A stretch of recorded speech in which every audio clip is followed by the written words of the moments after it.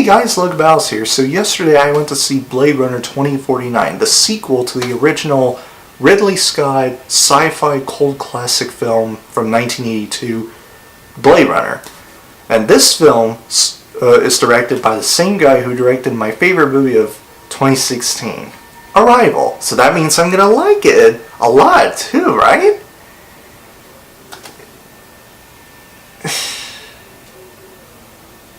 This movie stars Harrison Ford, Ryan Gosling, and a boatload of actors and actresses. And I don't want to get into too much of the story for this movie because it's kind of spoilery because of all the details that were brought out about the story of this film. So without giving away too much, it pretty much involves Ryan Gosling's character, whose name is Kay, trying to find a mystery that pretty much happened in the past, and he's trying to find Harrison Ford's character as seeking for his help to solve this mystery. And yeah, that's pretty much all of it. Without giving away too much, that's the story for this movie. This movie was a mixed bag for me. I have both positives to say for this movie and negatives to say about this movie. So let's start off with the positives. The directing was really good. Denis Villeneuve, who directed this movie, I can't believe I remember his name, although I did remember it. Anyway, the way he directed this film was pretty good. Now let's start off with the actors. Ones like Ryan Gosling and Harrison Ford, excuse me.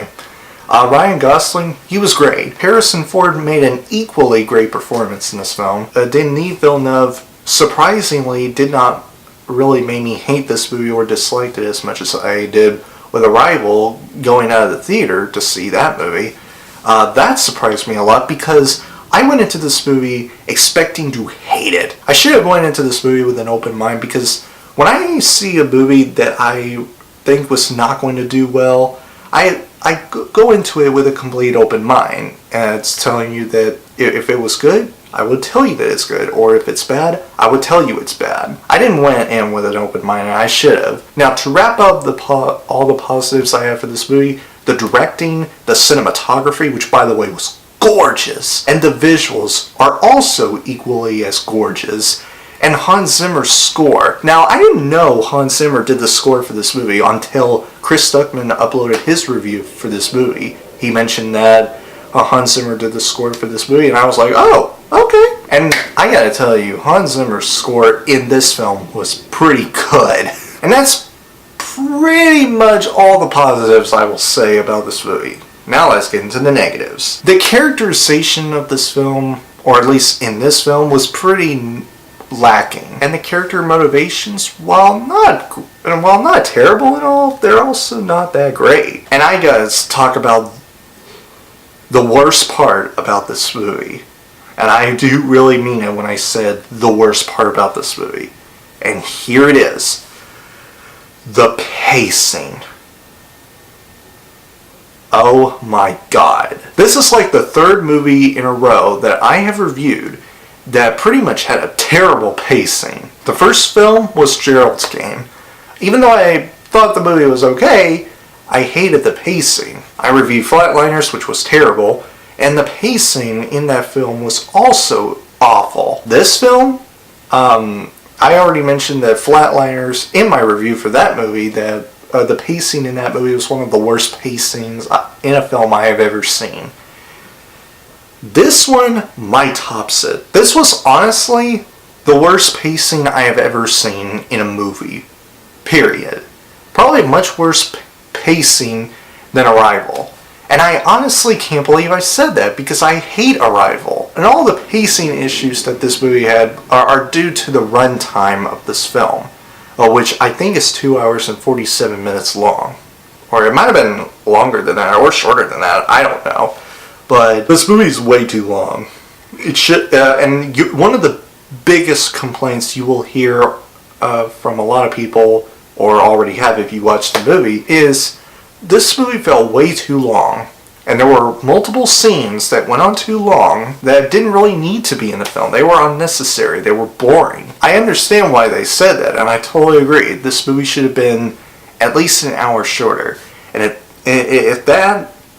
with that, this movie would have been a whole lot better. Oh, and I forgot to mention the editing. It was It was really good, although I already mentioned there were some parts that went on too long that were kind of boring, to be honest. They were uninteresting. The storytelling was kind of weak and kind of lackluster, to be honest, because this movie tries to focus way too much on its characters instead of focusing on the story. Like, critics said this was a visual masterpiece. Okay, I will say this. Visually, yes, I will say it is a masterpiece in that regard.